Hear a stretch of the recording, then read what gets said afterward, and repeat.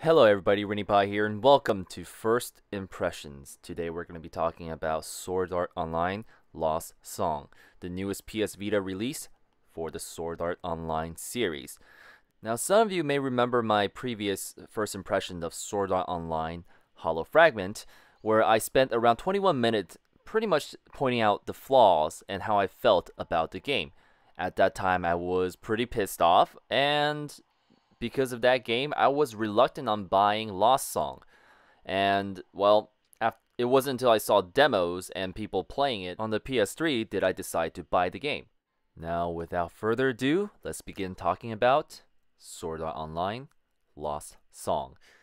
Now, the setting of this game is different from the previous, where the other two was set in Sword Art Online.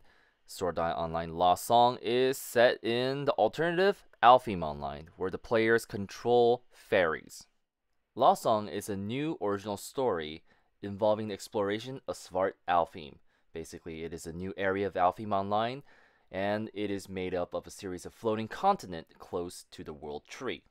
And from there, Kirito embarks on a brand new adventure. From the get-go, you can tell the game is actually slightly different from Hollow Fragment. The gameplay employs more of an ARPG style gameplay, and you are no longer locked down to Kirito as the main character. In fact, you can use many other characters as well as creating your own. The controls are pretty straightforward. The R button allows you to draw or put away your weapon.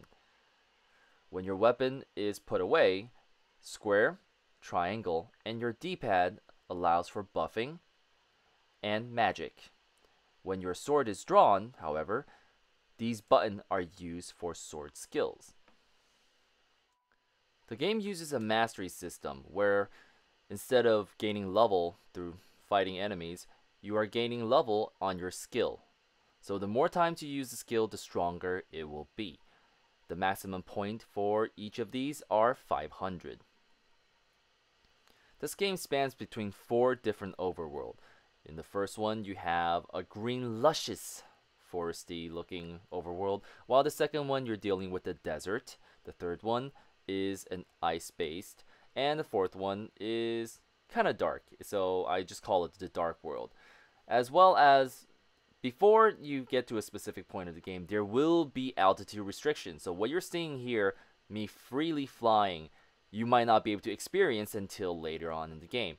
Now, as of this video, I have actually completed the main storyline of this game. It takes around 20 to 30 hours, and it's generally a pretty good play. However, there are quite a few flaws in the game that I feel like I need to address, and that will be saved for later. And that later is now, because I am now going to start talking about some of the flaws, and I'm going to go off script because everything I wanted to cover was already covered. Look guys, I am not an SAO fan.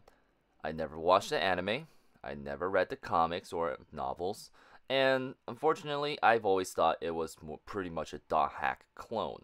And keep in mind this is my own personal opinion, but I do like the game. However, there are major problems when that game developers really need to address when they're trying to, link up two systems like the PS3 and the PS Vita, because when you're porting to a PS Vita, some of the things really need to be done differently. Now, one of the things I really wish that Bandai Namco addressed when they were porting this game was the freaking camera, as well as the character sprite. Look at the sprite, and look at how big it is on the PlayStation Vita screen. This is not good. I mean, I know this game was designed for the PS3 because for one, the PS3 is hooked up to the television. I mean, the television can make this so much bigger. It will make this look so much better. But when you're dealing with a limited size of the screen like the PS Vita, you need to shrink the size of the sprite so that the player do not feel like they're constantly being ragdoll because enemies keep hitting them from behind. And oh, that happened so much. It was infuriating. It took so long to get used to, and even after I get used to, I still get extra angry when that happens. So it actually causes problems for me as well, because I constantly find myself trying to pull my PS Vita closer and closer to my face because of the major sprites and the camera thing. And even at one point, I was playing the game right on my nose. That's how far it went. Another thing I feel like I need to address is the weapons balancing in the game. The weapon balancing in this game is atrocious. I'm sorry, I have to say it. The game's balancing in weapons is atrocious. It seems like the developer focused more on the dual wielding because the dual wield seems to get all the great stuff. Because you have Rain and Kirito, the two characters who are capable of using the dual wielding, and Rain has one of the best OSs in the game.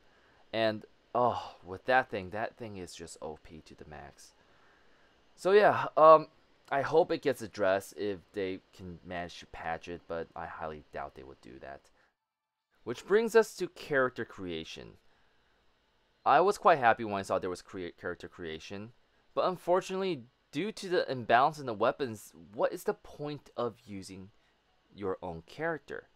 Sure, you know, it's for those who are like me, who are just a glutton for punishment. I would actually do it because I feel more invested on a character I personally created. But unfortunately, you know, there's only 2 selection for most of the attributes and only 3 for voiceovers. So, you know, even then, your character creation is going to be very limited. You know, I would highly suggest anybody playing the game to probably only make a Puka, because the Puka's buffs are probably one of the best in the game, and they're probably the only one that's even worth actually creating. Now, how do I feel about this game? Well, for one, I liked it, but at the same time, at the risk of angering the SAO fans, I gotta say this game is highly unpolished. The game really needs a lot of work in order for it to be all that it can be, to be honest. Some of the problems that I've stated here are pretty minor problems. There are still really big problems with the pacing of the game in terms of how these fights that you're seeing right here, these boss fights, your NPC characters that follow you are pretty bad. They generally don't do much when it comes to boss fights. You know, they're really good when it comes to killing grunts, but when you're fighting boss fights, they generally die or they stay at the side and do almost nothing unless you put a bow on one of the characters, which is why I prefer Puka, because the Puka does have a bow weapon. And one last thing, guys, I wasn't planning on making this part because, well, I feel like having annotation involving the 1.02 update causing the problem in the game is enough, but unfortunately I feel like it's still really telling of how the game might be handled in terms of support by the way the company, you know, carries out how they update and do various things. So guys, after doing more digging, and you know, a lot of people are leaving this game because of the bug itself, and not to mention the game they feel is very boring. And in some point, I do agree with them. I like the game, but at the same time, at points, I feel the game is extremely boring.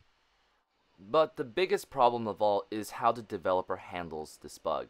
From what I can tell, going through numerous forums, you know, searching for solutions and seeing how some people react to, you know, this game and the bug, it feels like the developer is not addressing it.